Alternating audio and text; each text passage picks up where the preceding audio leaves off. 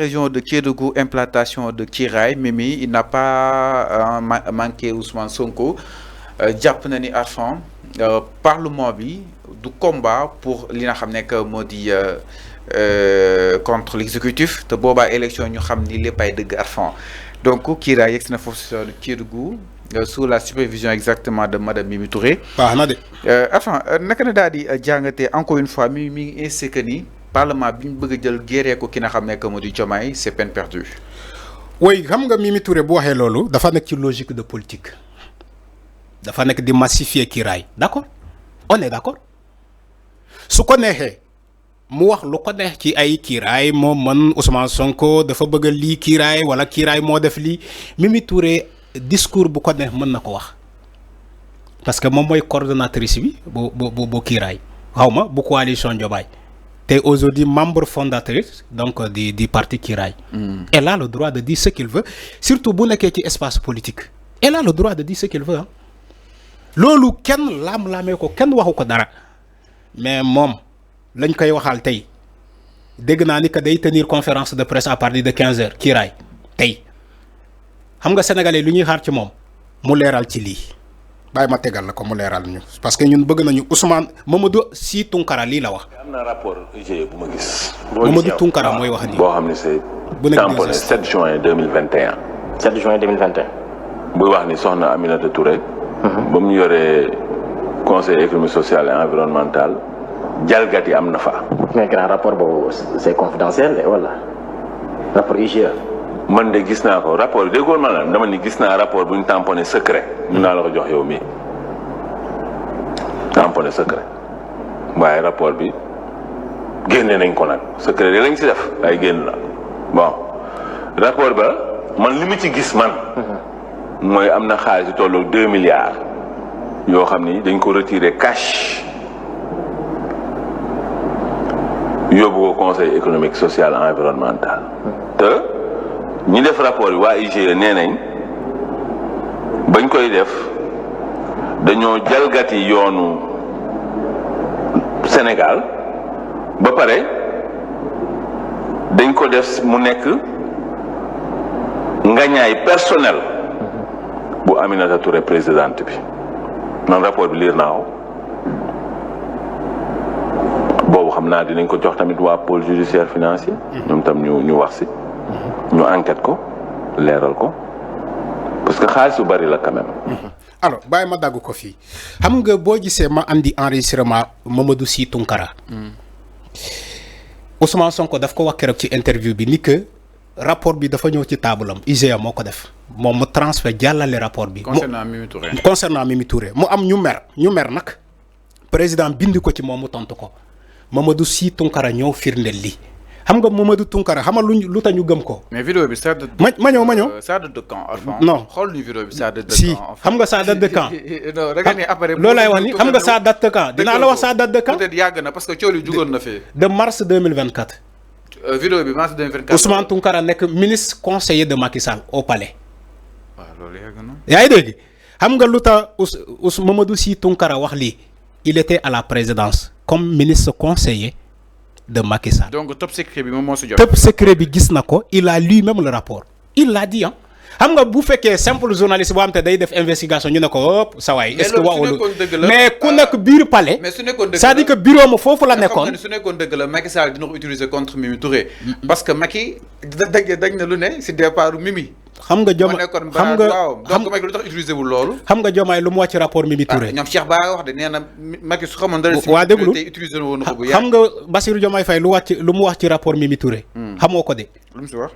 nee na c'est un rapport commandité par l'ancien régime bañul ni que l'existence du rapport de Diomaye moo wax lii nee na c'est un rapport commandité par l'ancien régime alors que tous les rapports de IGE et IGF sont commandités par la présidence de la République Diomaye lii la wax c'est-à-dire que même président Diomaye il accepte l'existence du rapport contre Mimi Touré mais il dit c'est un rapport commandité par l'ancien régime donc c'est du factuel Fallou ñii ñuy foowuñu may leen ñu jàmm ngeen bàyyi seen lii les gens parlent du factuel et du sérieux le président même il nie pas l'existence du rapport Ousmane Sonko wax na ko Mamadou Sy Tounkara nee na moom liir na ko un rapport classé secret bi wàcci décaissement de 2 milliards 136 millions Ousmane Sonko nee na primature xam nga primature rapport yëpp fan la ñuy jaar rapport bi ñëw na moom mu jàllale ko lan la ñuy xaar même Mamadou Sy Tounkara wax na ni que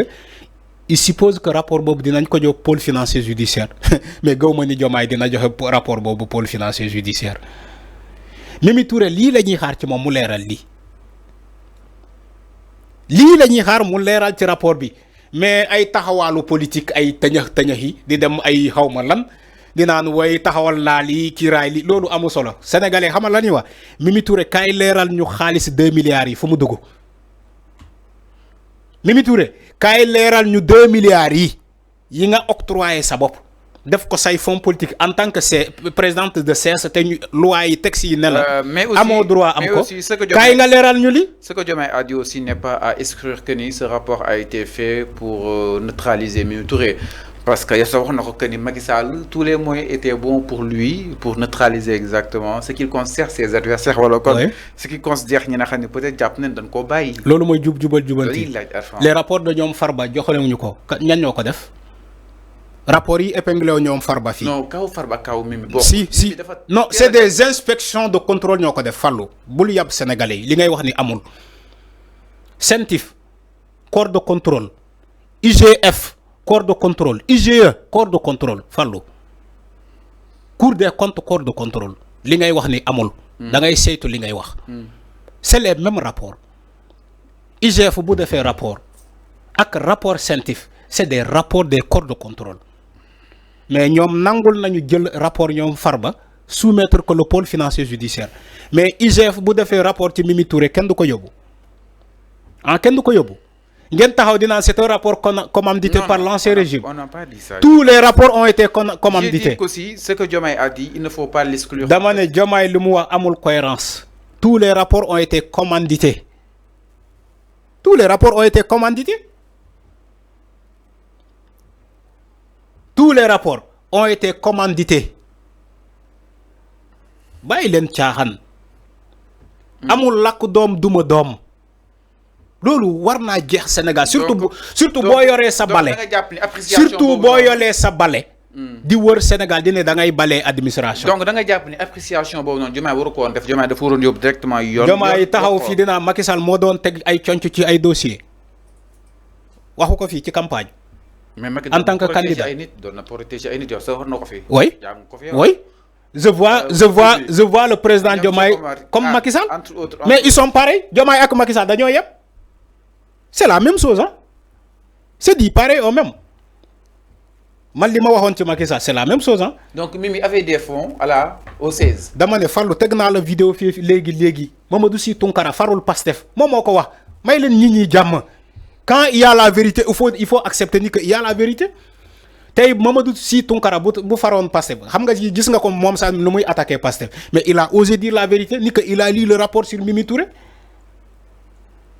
Khalifa rapport sa xarit bi toogul fii ci plateau ak yow wax ko mu liiral le rapport bi épinglé Mimi Touré Khalifa rapport sa xarit bi waxu ko fi woo ko téléphone xanaa kay tey bu mu retourner sa veste ñaata nit ñoo taxaw ne leen rapport Mimi Touré bi am na.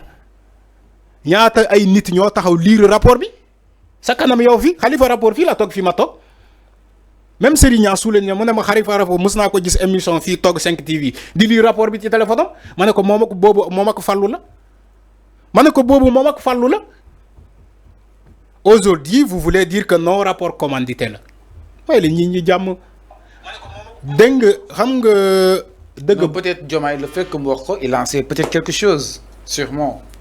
rapport bi demagul justif nga ne parce que en tant que président il a eu des informations. maintenant c'est le président de faire le procès. des fois yow président. c'est le président qui va faire le procès des dossiers.